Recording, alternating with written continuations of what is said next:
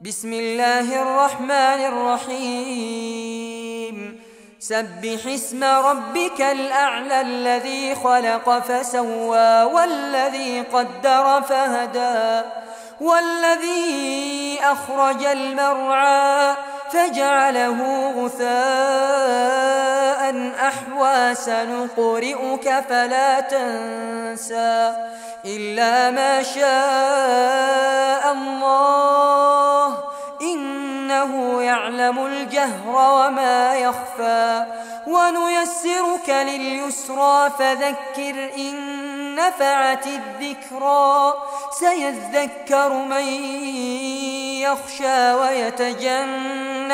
الأشقى الذي يصلى النار الكبرى ثم لا يموت فيها ولا يحيا قد أفلح من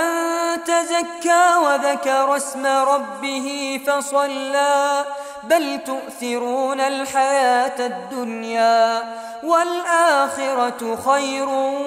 وأبقى إن هذا لفي الصحف الأولى صحف إبراهيم وموسى.